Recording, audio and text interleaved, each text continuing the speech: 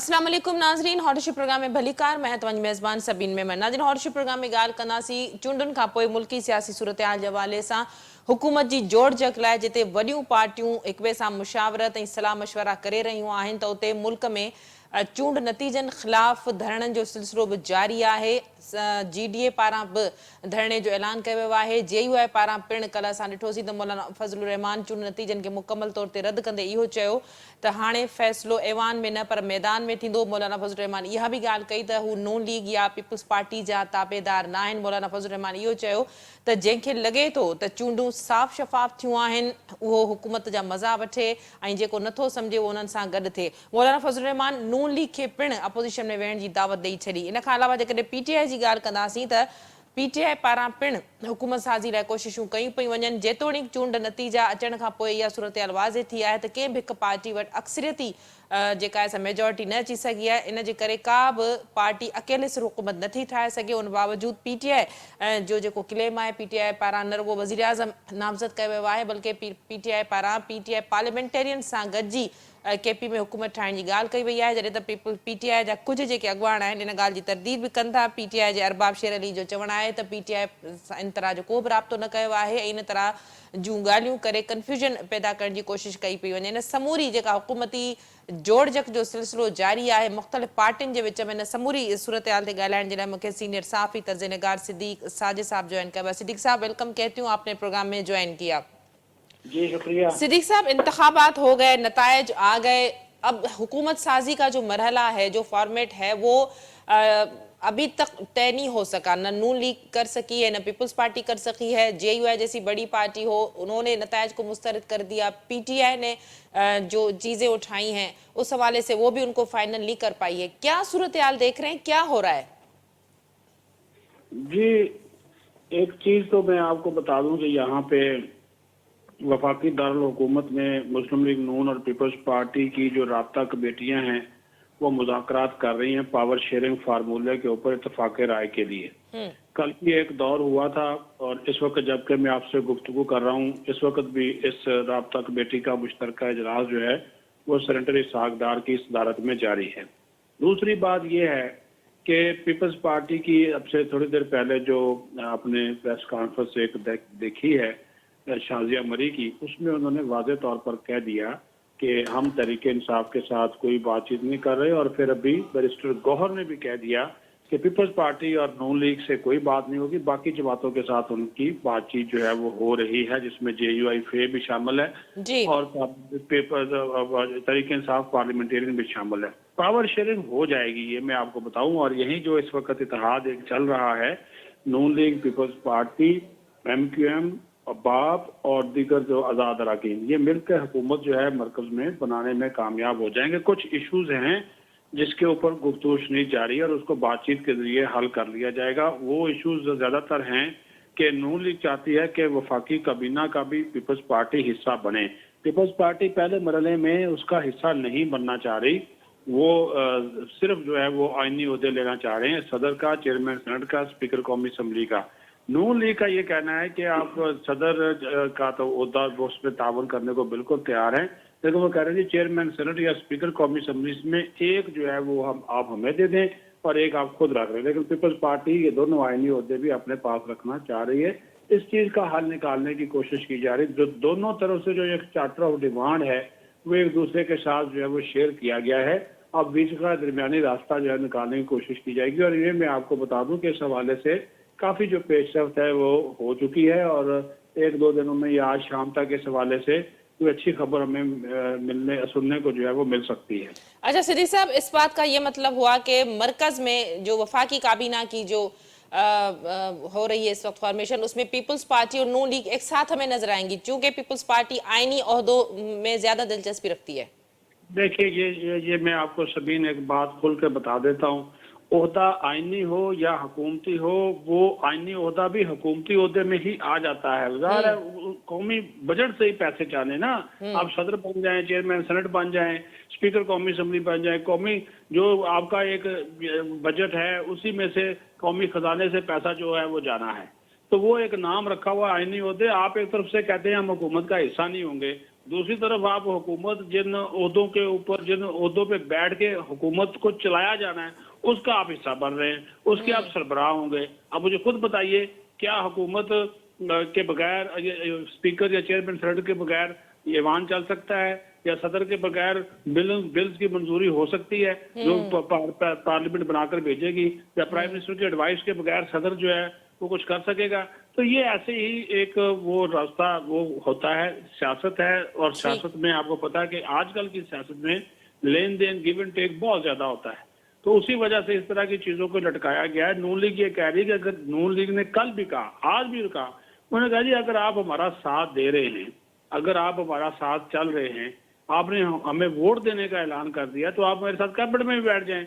अब कैबिनेट के हवाले से वो पीपल्स पार्टी चूंकि मजलिस आमला फैसला कर चुकी, बिलावल भुट्टो जरदारी ने एक फैसला दे दिया, अब उसको वो फौरी तब्दील नहीं कर सकते। आने वाले वो इसको फिर खाते में तैयार हो जाएंगे, हो सकता है दूसरे या तीसरे मरहले में कबीना में वाजे आ जाएंगे, क्योंकि इसके बगैर वो मामला आगे बढ़ेगा नहीं। तो ये दूसरे या तीसरे मरहले में आ जाएंगे और उसके बाद चीजें स्मूथली चलना शुरू हो जाएंगी। अदरवाइज तो इस तरह का जो पावर शेयरिंग होगी कि बीच में आप लूली लंगड़ी जो है वो एक हुकूमत बनाएंगे और कभी आईनी ओहदों में वो फंस जाएगी, कभी जो है वो उसमें फंस जाएगी हुकूमती मामलात में, उससे तो फिर बात आगे नहीं बढ़ेगी। सिद्दीक साहब ये बताइएगा कि कल जो मौलाना फजलुर रहमान ने गुफ्तगू की है, ये एक जो इत्तेहाद था पीडीएम का, उसमें हमें दरारें पड़ती हुई नजर आ रही हैं। मौलाना साहब ने वाज़ेह कह दिया है कि जो मुतमईन है वो हुकूमत में शामिल हो, मजे ले, अयाशियां करे, और जो मुतमईन नहीं है वो उनके साथ आ जाए। एहतजाज का भी ऐलान किया है। क्या JUI वजीर आजम की जो वोटिंग होगी उसमें वोट करेगी? JUI ने जो है वो ये भी कहा है कि वो पीपल्स पार्टी या नून लीग के ताबेदार नहीं है। हाँ, उसकी रीजन ये है ना कि अभी देखिए, मौलाना साहब की ये उम्मीद थी कि मैं खैबर पख्तूनख्वा हासिल कर लूंगा जी। मौलाना साहब की भी लगता है किसी जगह पे बात हुई थी, वो बात पूरी नहीं हुई। मौलाना की अपनी जो परफॉर्मेंस थी वो पूरे तरीके से दहशतगर्दी के खतरात के पेश नजर आपने भी नोट किया कि वो पूरे खैबर पख्तूनख्वा में उस तरह अपनी इंतखाबी मुहिम चला ही नहीं सके। फिर एक फजा बनी हुई थी तहरीक इंसाफ के हवाले से, उस फजा ने भी इनको बुरी तरह से मुतासर किया।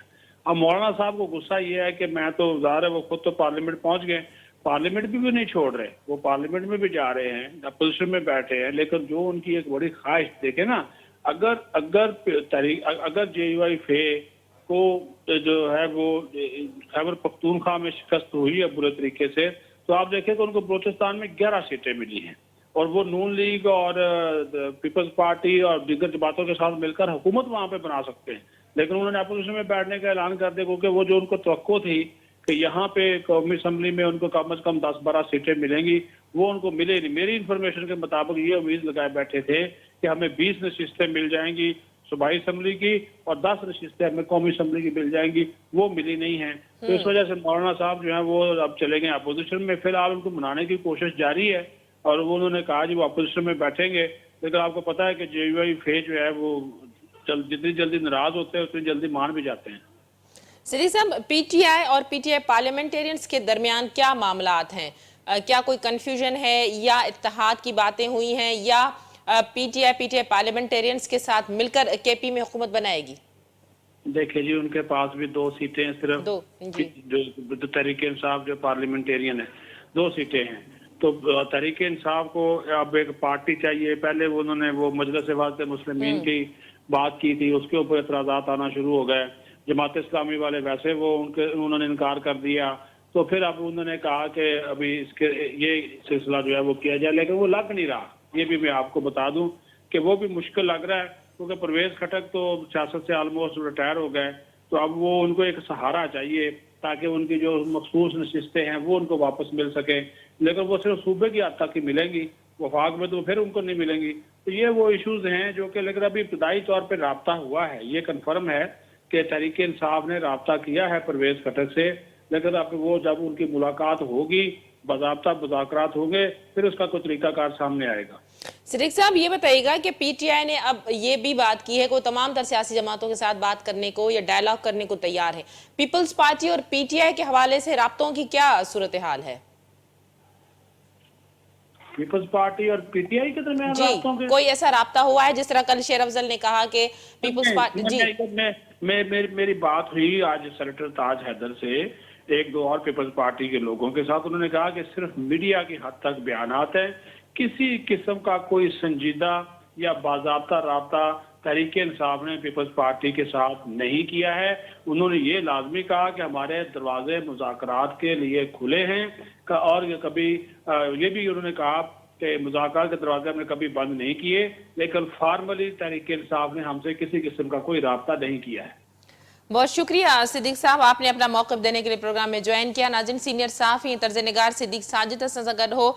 सिद्दीक साजिद जो चवणु हो त नून लीग ऐं पीपल्स पार्टी जी जेका इक्वेशन आहे उहा ठहंदे नज़र अचे थी। पीपल्स पार्टी ऐं नून लीग जा जी जेका कमेटी ठही आहे उहे हिन वक़्तु उनजो ॻाल्हियुनि जो दौरु शुरू थी चुको आहे। इहो मुमकिन आहे त मर्कज़ में पीपल्स पार्टी ऐं नून लीग जी हुकूमत ठहंदी। बिलावल भुट्टो ज़रदारी जेको CEC जा जेके फ़ैसिला उन खां पोइ जेका अनाउंसमेंट कई ज़ाहिर उन में फ़ौरी तौरु का बि ॻाल्हि हेरफेर नथी थी सघे, पर उन बावजूदि जिन उहिदनि जी डिमांड पीपल्स पार्टी करे थी या दिलचस्पी ॾेखारी आहे उहे उहिदा पिणु हुकूमत साज़ी में ई शुमार थियनि था। प्रोग्राम जे सिलसिले खे जारी रखंदासीं। वक़्तु थियो आहे मुख़्तसिर वक़फ़े जो, वठूं था वक़फ़ो।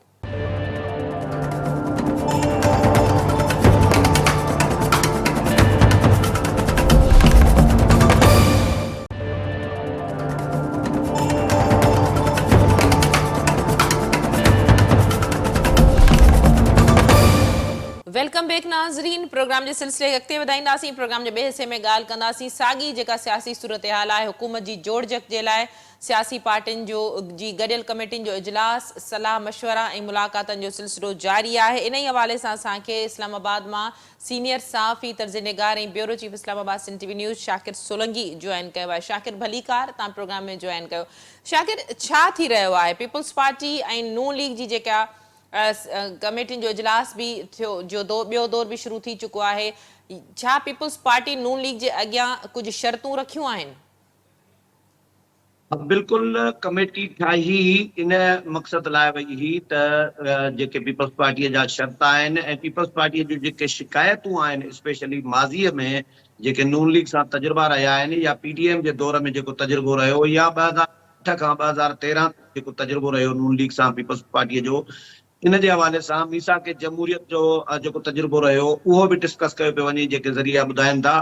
ऐं कमर ज़मान कायरा सां मुंहिंजी हाणे थोरी देरि पहिरियां ई ॻाल्हि थी, पर कमर ज़मान कायरा चयो त अञा फ़िलहाल असां ऑन द रिकॉर्ड का शइ नथा ॾेई सघूं। उहो हिन जे करे त पार्टी क़यादत सां असां पंहिंजी रिपोर्ट पेश कंदासीं ऐं पार्टी क़यादत ॿुधाईंदी त कहिड़ा असांजा शर्त आहिनि। फ़िलहाल यकीनी तौर ते पंहिंजा शर्त ई रखे पई पीपल्स पार्टी, ऐं पीपल्स पार्टी जेके आइनी उहिदा, बिलावल भुट्टो ज़रदारी चयो त असां आइनी उहिदा रखंदासीं, वठंदासीं। सदर जो उहिदो आहे, स्पीकर जो उहिदो आहे, चेयरमैन सेनेट जो उहिदो आहे, ऐं चइनी सूबनि जा गवर्नर आहिनि। ऐं पंजाब जे गवर्नर लाइ त मखदूम अहमद महमूद जो पीपल्स पार्टी जा ज़रिया इहो ॿुधाइनि था त नालो बि डिक्लेयर कयो वियो आहे, माना ऑफ द रिकॉर्ड आहे इहो, फ़िलहाल अञा बाज़ाब्ता अनाउंस न कयो वियो आहे त पंजाब जे गवर्नर जे लाइ बि इंट्रस्टेड आहे। सिंध में शायदि इहो ई गवर्नर रहे, छाकाणि त इन जो गवर्नर मौजूदा जेको आहे टिसूरी साहब, उन जे लाइ चयो वेंदो आहे त उहो MQM जो बि कैंडिडेट आहे, पीपल्स पार्टीअ जो ज़रदारी साहब जो बि कैंडिडेट आहे, ज़रदारी साहब जो बि उन ते आशीर्वाद आहे। जीअं चेयरमैन सेनेट जे लाइ चयो वेंदो आहे त उहो ज़रदारी साहब जो बि हिकिड़ो उमेदवार हुयो। त पीपल्स पार्टी पंहिंजा हिकिड़ो आइनी उहिदनि जे हवाले सां पंहिंजो डिमांड्स जेके आहिनि उहे रखियूं आहिनि। नून लीग जे आॾो कल्ह बि इन गॾियल कमेटीअ जो इजलास थियो हो, अॼु बि सॼो ॾींहुं तक़रीबन इजलास हलियो आहे। ऐं उन खां पोइ जेका पीपल्स पार्टीअ जी कमेटी आहे उन बिलावल भुट्टो ज़रदारीअ सां बि मुलाक़ात कई आहे, ऐं उन जे साम्हूं जेके नून लीग जो मौक़िफ़ आहे ऐं पीपल्स पार्टी जेको मौक़िफ़ रखियो आहे उन्हनि जे आॾो, ऐं जेको नून लीग उन ते रिस्पॉन्स ॾिनो आहे उहो बि बिलावल खे ब्रीफ कयो वियो आहे। ऐं अॻिते बि अञा थींदी, अञा मीटिंगूं थींदियूं, पर हाणे इन में डेवलपमेंट जेका नई थी आहे उहा वरी PTI जी, त PTI जो उमेदवार बि साम्हूं अची वियो आहे वज़ीर आज़म जे लाइ, उमर अयूब, ऐं असद केसर अनाउंस कयो आहे, बैरिस्टर गोहर अनाउंस कयो आहे। वरी कल्ह मौलाना फज़लुर रहमान इहा ॻाल्हि कई त असां अपोजिशन में वेहंदासीं, ऐं मुस्लिम लीग नवाज़ खे बि दावत ॾियूं था त उहा बि अपोजिशन में। त अपोजिशन में असां हुनखां सवाल कयोसीं त अपोजिशन में त हूंदी PTI, त तव्हां छा PTI सां एॾा वॾा हरीफ़ रहिया आहियो, त PTI सां वेंदो? त मौलाना चयो त जेकॾहिं हू हिकु अलाह खे मञनि था, असां बि हिकु अलाह खे मञूं था, त छो नथा वेही सघूं। ऐं हिन खां अॻु में तव्हांखे यादि हूंदो त हिकु दफ़ो कुझु अर्सो पहिरियों असद कैसर जे सरबराही में PTI जो वफ़्द मौलाना जे घर पहुतो हो, तव्हांखे यादि हूंदो त मौलाना जी सां PTI अॻ में बि राब्ते में रही आहे, मुलाक़ातूं मौलाना सां थींदियूं रहियूं आहिनि। ऐं जेको पश्तून जेको फैक्टर आहे उहो बि इन में मैटर करे पियो, छाकाणि त मौलाना ऐं असद कैसर ऐं जेके वफ़द में बैरिस्टर सैफ ऐं ॿिया जेके आहिनि उहे हिक ॿिए जे जेको शादी गमी हूंदी आहे उन में बि शरीक थींदा रहंदा आहिनि। ऐं मौलाना ॾे यकीनी तौर ते ख़ुशदामद जी ताज़ियत फातिहा करण आया हुआ मौलाना ॾे, पर मौलाना जे घर आया हुआ। ठीकु ऐं जॾहिं फातिहा बहानू त फातिहा हूंदो आहे, पर ॿ सियासतदान जॾहिं वेहंदा आहिनि मिलंदा आहिनि त उहे ॻाल्हियूं बि कंदा आहिनि, सियासी ॻाल्हियूं बि कंदा आहिनि। हाणे अॼु राब्तो कयो वियो आहे बैरिस्टर गोहर जे तरफ़ां मौलाना फज़लुर रहमान सां बाज़ाब्ता तौर ते, ऐं मौलाना जे तरफ़ां इहा तस्दीक बि साम्हूं आई आहे, मुंहिंजो राब्तो थियो आहे होॾे बि, ऐं उन्हनि चयो त बिल्कुलु राब्तो थियो आहे PTI जे तरफ़ां। ऐं राति 5 रुकनी वफ़्द जेको आहे बैरिस्टर गोहर जे सरबराहीअ में, जंहिंमें असद कैसर बि शामिल हूंदो, बैरिस्टर सैफ बि शामिल हूंदो, उहो मौलाना जे घर वेंदो ऐं तक़रीबन 7:30-8 वॻे जो टाइम आहे। ऐं मौलाना सां मुलाक़ात कंदा ऐं मौलाना खे हू बाज़ाब्ता तौर ते दावत ॾींदा त मौलाना PTI सां हुकूमत में शामिल थिए, इत्तेहादी थिए, छाकाणि त PTI पंहिंजो कैंडिडेट डिक्लेयर करे चुकी आहे उमर अयूब खे।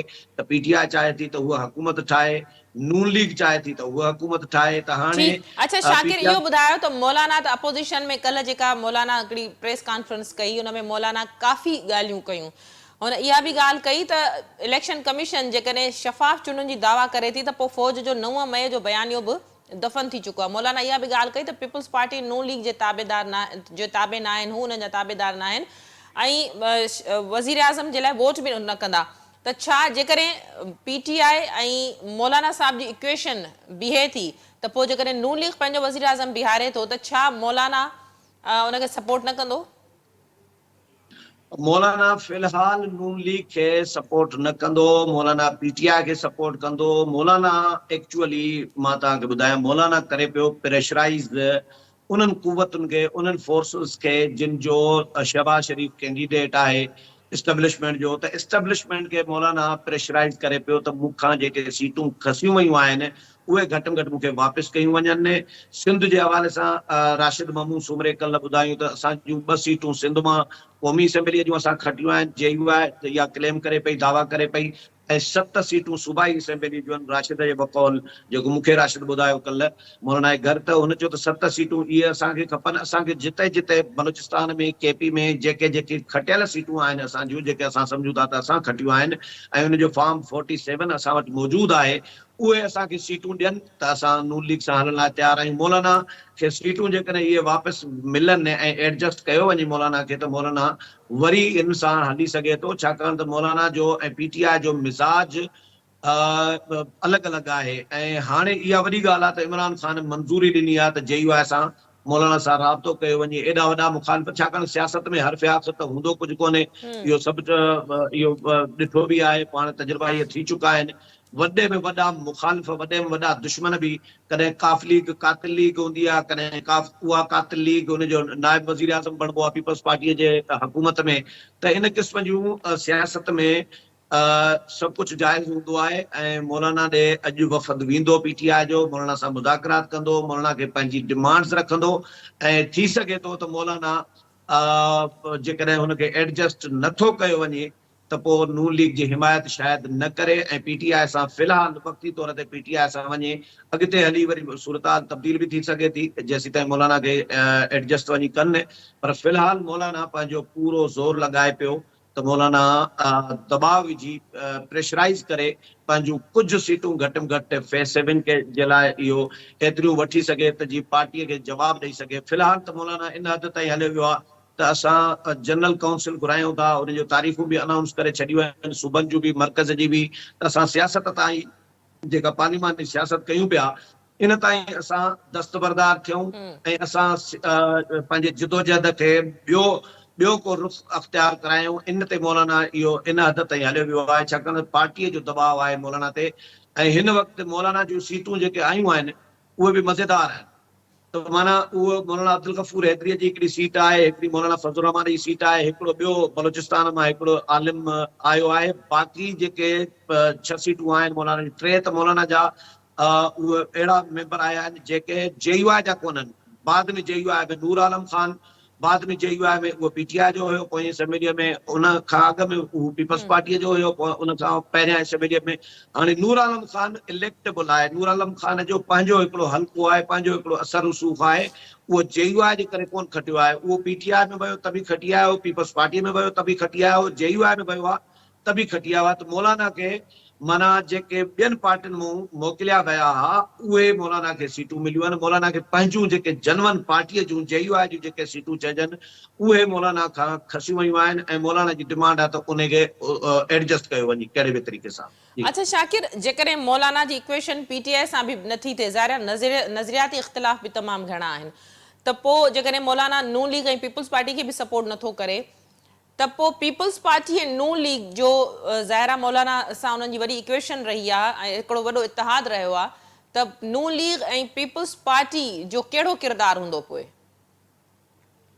ॾिसो, जेकॾहिं PTI हुकूमत ठाहिण में कामयाब थी वञे, PTI छाकाणि त अॼु अञा जेका मंज़ूरी ॾिनी आहे चेयरमैन बानी चेयरमैन PTI, त पीपल्स पार्टीअ सां बि राब्तो कयो वञे, जमात इस्लामी सां बि राब्तो कयो ऐं JUI सां बि राब्तो कयो। त JUI सां पहिरियों राब्तो थियो आहे। मूं कमर ज़मान कायरा खां पुछियो त PTI जो को राब्तो थियो आहे कंहिं बि लेवल ते पीपल्स पार्टीअ सां, त कमर ज़मान कायरा जे बकौल त उनजे इल्म में न आहे त को PTI पीपल्स पार्टीअ सां कंहिं बि लेवल ते को राब्तो हिन महिल ताईं कयो आहे। पर पहिरियों राब्तो मौलाना सां थी चुको आहे ऐं मौलाना जे तरफ़ां तस्दीक बि साम्हूं आई आहे त राब्तो थियो आहे। ऐं वेंदा PTI वारा जेकॾहिं कामयाब थियनि था मुज़ाकरात ऐं पीपल्स पार्टीअ सां बि थी सघे थो कामयाब थी सघनि, छाकाणि त ही सियासत आहे। सियासत में ज़ाहिर आहे हर को पंहिंजा शर्त रखंदो, पंहिंजी तरजीहात रखंदो, ऐं उन जी तरजीहात जिते जंहिंखे वारो खाईंदी, पीपल्स पार्टी खे जेकॾहिं PTI वारो खाए थी, नून लीग पीपल्स पार्टी जी डिमांड्स फर्ज़ करे नथी अफोर्ड करे सघे या नथी एग्री करे,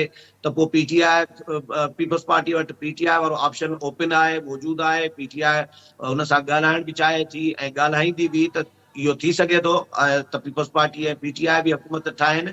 2018 में मां पहिरियों बि ॿुधाए चुको आहियां, 2018 में बि PTI ऐं पीपल्स पार्टी जी अंडरस्टैंडिंग थी चुकी हुई हुकूमत गॾियल ठाहिण लाइ, पर उन वक़्तु शाह महमूद कुरैशी ऐं जहांगीर तरीन मुखालफ़त कई, जंहिंजे करे इहो मामिलो न ठही सघियो ऐं PTI सां पीपल्स पार्टी न वई हुई गॾु। पर हाणे बि PTI सां गॾु पीपल्स पार्टी बि वञी सघे थी। ऐं मौलाना खे जेका घणी तकलीफ़ आहे उहा सियासी जमातुनि मां, उहा पीपल्स पार्टी खां वधीक नून लीग खां तकलीफ़ आहे, छाकाणि त मौलाना बि इहा ॻाल्हि तस्लीम करे थो। ऐं इवन महमूद ख़ान अचकज़ई जिन माण्हुनि ने ट्रस्ट कयो नवाज़ शरीफ़ ते PDM जे दौर में इस्टेब्लिशमेंट जे ख़िलाफ़ तहरीक हलाई, हिकिड़ो बयानियो हिकिड़ो तयारु कयो वियो ऐं उनखे बयानीअ खे हिकिड़ो मक़बूलियत ॾिनी वई ऐं ॾाढा ख़ुशि पिया थियनि अचकज़ई ऐं मौलाना फज़लुर रहमान इहे सभु, त बाबा पंजाब में हिकिड़ो लीडर उथियो आहे ऐं हवाला ॾिना पिया वञनि पाशा ख़ान ऐं वॾी ख़ान उन्हनि जा। त बाबा उन्हनि चयो त अख़्तर मेंगल पंहिंजो अताला मेंगल इन्हनि चयो त पंजाब जेकॾहिं इस्टेब्लिशमेंट जे ख़िलाफ़ उथंदो त पोइ का बहितरी थींदी। त ख़ुशि थियनि पिया त बाबा नवाज़ शरीफ़ उथियो आहे, हाणे का बहितरी ईंदी। पर हिननि खे कहिड़ी ख़बर त नवाज़ शरीफ़ वरी इस्टेब्लिशमेंट जो लाडले में सुपर लाडलो वञी बणिजी अची वेहंदो ऐं नवाज़ शरीफ़ सां बि हथ थी चुको आहे, ज़ाहिर आहे तव्हांजे साम्हूं आहे। पर इस्टेब्लिशमेंट जो प्लान जेको हुयो उहो हुयो शहबाज़ शरीफ़ लाइ, ऐं इन ते जेकॾहिं मौलाना खे सां हथ न कयो वञे हा त मौलाना खे इन ते बि को एतिराज़ न हुजे हा त शहबाज़ शरीफ़ लाडलो छो थियो आहे। भले लाडलो थिए, सुपर लाडलो थिए, पर मौलाना खे तकलीफ़ पंहिंजे सीटुनि जी आहे। त बाबा मूंखे इक़्तिदारी मफ़ाद सभिनी जे लाइ अहम आहे। शाकिर, PTI ऐं PTI पार्लियामेंटेरियंस जे हवाले सां छा सूरत हाल आहे? ज़ाहिर आहे जमात इस्लामी जो इहो मौक़िफ़ हो त मर्कज़ में जेको आहे सो असां PTI असां खां हिमायत घुरी, जॾहिं त ख़ुदि जमात इस्लामी जूं KP में 2 सीटूं उहे ख़तमु थी वियूं, उते PTI जा जेके आज़ाद आहिनि उन्हनि खे उहे सीटूं मिलियूं, त जमात इस्लामी जो KP में बि जेको स्टेक हो 2 सीटनि जो उहो बि ख़तमु थियो। उनखां पोइ PTI ऐं PTI पार्लियामेंटेरियंस जिन जूं 2 सीटूं आहिनि, छा गॾिजी करे KP में हुकूमत अची सघे थी? ॾिसो, सियासत में मां वरी चवां थो त हर्फ़ आख़िर कुझु न हूंदो आहे। PTI खे PTI पार्लियामेंटेरियंस ते परवेज़ खटक ते तमामु घणी परवेज़ खटक खां तकलीफ़ आहे, छाकाणि त हुन PTI खे तक़सीम करणु चाहियो, PTI में हिकिड़ो अलॻि धड़ो बणायो, पर उहो ॿी ॻाल्हि आहे त हुनजो जेको प्लान हुयो उहो फेल हलियो वियो, फिलाप थी वियो। ऐं ईअं जहांगीर तरीन बि जहांगीर तरीन पार्टी ठाही अलॻि, पर उहो बि उनजो फ़िलाप थी वियो जेको प्लान हुयो त हाणे जहांगीर तरीन सियासत ताईं दस्तबरदार थियण जो ऐलान करे छॾियो। न त हुन वटि PTI में ऑप्शन हुयो, नून लीग में वञण जो ऑप्शन हुयो, पर हुन ॾिठो त मां ख़र्च बि एतिरो कयां थो ऐं ATM जे तौर ते हू शोहरत रखे पियो। इमरान ख़ान जंहिं बि पार्टी में वेंदो आहे त हू ख़र्च कंदो आहे, त हू सम्झे पियो भाई मां ख़र्च बि कयां, मां जेल बि काटियां, मां हाराए बि वञा, त पोइ अहिड़ी सियासत खे मां छा कंदुसि? मां त बिज़नेसमैन आहियां, त मां पंहिंजे बिज़नेस ते छो न तवजो ॾियां? त हुन PTI में बि रस्तो पंहिंजो ॾिठो त बंदि आहे। ईअं परवेज़ खटक लाइ बि PTI में वापसीअ जो रस्तो त बंदि थी चुको आहे। पर उनजे बावजूद मां वरी चवां थो त सियासत में हर आख़िर कुझु न हूंदो आहे। जेकॾहिं अॼु मौलाना फज़लुर रहमान सां PTI ॻाल्हाए सघे थी, या मौलाना PTI जे लाइ पंहिंजा दरवाज़ा खोले सघे थो, त परवेज़ खटक वरी बि PTI जो रहियो आहे माज़ीअ में, ऐं परवेज़ खटक खे बि PTI पाण सां मिलाए सघे थी KP में। पर जमायत इस्लामी जो जेको ज़ाहिर आहे ऑप्शन हुयो, उहो जमायत इस्लामी हुनखे मज़रत करे चुकी आहे त PTI खे हू पंहिंजा मेंबर PTI जा मेंबर जेको आहे जमायत इस्लामी खे जो फ्लोर जेको आहे उनखे न ॾींदा। बाक़ी हाणे ज़ाहिर आहे ॾिसूं, सियासत में अञा मुज़ाकरात हलंदा, अञा ॾींहं पिया आहिनि, 3 हफ़्ता आहिनि, 3 हफ़्तनि में ॾिसूं केरु कामयाबु थिए थो ऐं कंहिंजो कंहिंसां वारो खाए थी ॻाल्हि, कंहिंखे मतिलबु PTI खे हुकूमत ठाहे थी या नून लीग हुकूमत ठाहे थी। इहे मुज़ाकरात हलंदा, अञा हिक ॿिए सां गिव एंड टेक थींदी ऐं मुआहिदा थींदा, एग्रीमेंट्स थींदा, वाइदा वचन थींदा। सो हाणे अञा सिलसिलो जारी आहे, ॾिसो छा थो थिए। अच्छा शाकिर, पंजाब जे हवाले सां नून लीग जे लाइ समझौता सिनारियो क्लियर आहे। मरियम नवाज़ जो नालो जेको वॾी वज़ारत लाइ फाइनल थियो आहे। पंजाब में नून लीग खे को एॾो टफ सूरत हाल खे फेस न करणो पवंदो शायदि?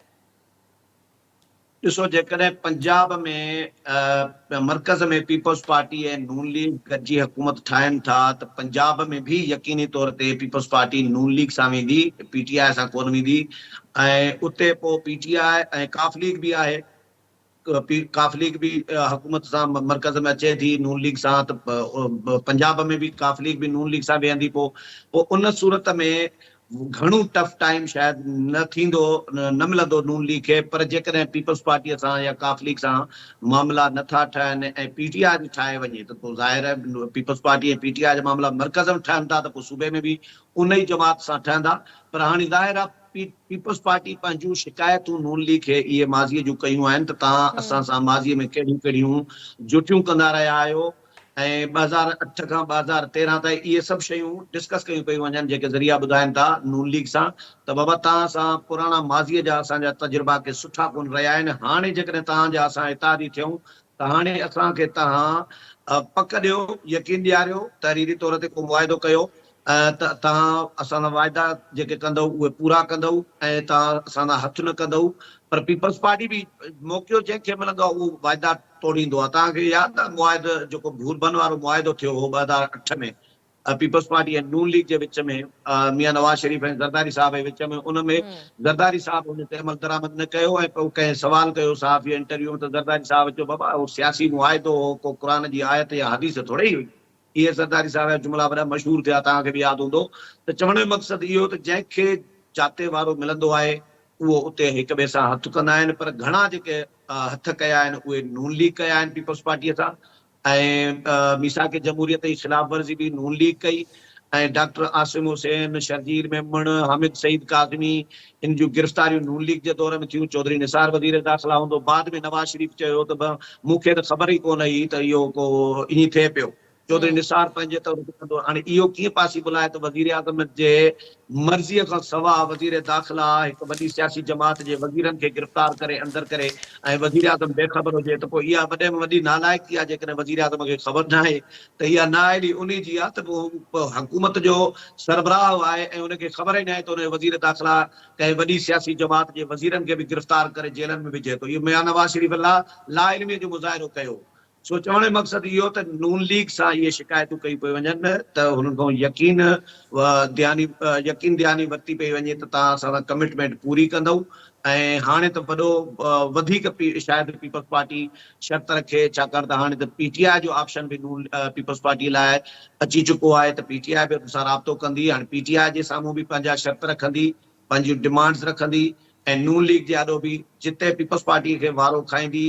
ऐं मुंहिंजो ख़्यालु घणो इहो आहे त पीपल्स पार्टी नून लीग सां ई वेंदी, छाकाणि त जेका माज़ीअ जी PDM जी हुकूमत हुई उन में इहे मामलात अंडरस्टैंडिंग थी चुकी हुई त अॻी हुकूमत में असां गॾिजी कंदासीं ऐं असां जेको आहे मुल्क खे जेको जेको हिकिड़ी पार्टी का नथी हलाए सघे या मसइलनि मां नथी कढी सघे त गॾिजी सॼी कमु कंदासीं, इहा नून लीग सां अंडरस्टैंडिंग थी चुकी हुई।